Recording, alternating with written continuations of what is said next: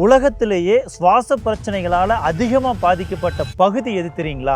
அது நம்ம தெற்காசிய பகுதி தான், குறிப்பாக இந்தியா தாங்க. இந்த பிரச்சனைக்கு வாகனங்களும் தொழிற்சாலைகளும் மட்டும் காரணம் இல்லைங்க.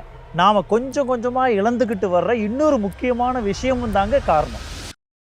இந்தியாவிலங்க டெல்லி, மும்பை, கல்கத்தா மாதிரியான பெரிய பெரிய நகரங்களில் வாழ்கிற மக்களுக்கு அடிக்கடி சுவாச பிரச்சனைகள் வருங்க. ஆனால் அதே நம்ம இந்தியாவிலங்க வால்பாறை, தேக்கடி மாதிரியான மேற்கு தொடர்ச்சி மலைகளை ஒட்டி இருக்கிற பல பகுதிகளில் வாழ்கிற மக்களுக்கு அந்த பிரச்சனையே இருக்காது. ஒரே மக்கள் தான், ஒரே பூமி தான் இல்லைங்களா? ஆனால் அவங்க சுவாசிக்கிற காற்றோட தரம் மட்டும் ஒன்றா இல்லைங்க.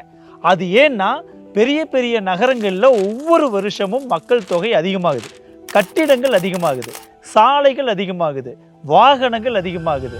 ஆனால் அதே வேகத்தில் அதிகமாக வேண்டிய பசுமை பரப்பளவு மட்டும் அப்படியே இருக்குது, இல்லை குறைஞ்சிக்கிட்டே போகுதுன்னா என்ன ஆகும்னாங்க, காற்றோட தரம் கொஞ்சம் கொஞ்சமாக மாற ஆரம்பிச்சிடும். அதுதாங்க இன்னைக்கு பல பெரிய நகரங்களில் நடந்துட்டுருக்கு. இப்போ ஒரு மனுஷனுக்கு ஒரு நாளைக்கு சுமார் 550 லிட்டர் சுத்தமான ஆக்சிஜன் சுவாசிக்க தேவைப்படுது. ஒரு மரம் என்ன பண்ணுதுனாங்க, காற்றுல இருக்கிற கார்பன் டை ஆக்சைடை தனக்குள்ள எடுத்துக்கிட்டு இயற்கையான ஒளிச்சேர்க்கை மூலமா உயிர் வாழ தேவையான ஆக்சிஜனை உருவாக்குது. இந்த மாதிரி காற்றை உருவாக்குறது மட்டும் இல்லைங்க, உருவாக்கின காற்றை சுத்தமாக்குறதும் மரங்கள் தான். நம்ம ஊர்ல வாகனங்களும் தொழிற்சாலைகளும் அதிகமாகும் போது காத்துல நச்சு வாயுக்களும் கார்பனும் சேர்ந்து தாங்க அதிகமாகுது. அதை ஒரு முதிர்ந்த மரம் வந்துங்க வருஷத்துக்கு சராசரியா 20 to 25 கிலோகிராம் கார்பனை தனக்குள்ள உறிஞ்சி நமக்கு சுத்தமான காற்றை தருதுங்க. இப்போ ஒரு மரமே இவ்வளோ பண்ணும்னா 1,00,000 மரங்கள் எவ்வளோ பண்ணலைங்க. இதனால தாங்க காங்கயத்திலையும் பசுமை பரப்பளவை அதிகமாக்கணும்னு நாங்கள் துளிகளில் இதுவரைக்கும் அங்கே 58,000க்கும் மேற்பட்ட மரங்களை நட்டு வளர்த்து வர்றோம்.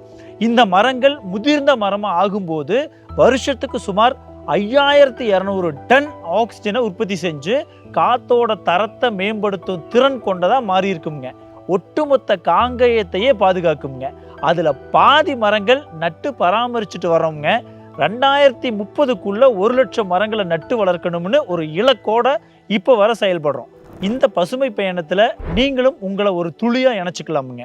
ஏன்னா இன்னைக்கு நாம் நடுற ஒரு மரம் நாளைக்கு எத்தனையோ பேருக்கு மூச்சு காத்தா மாறுங்கிறத விட பெரிய சந்தோஷம் எதுவுமே இல்லைங்க.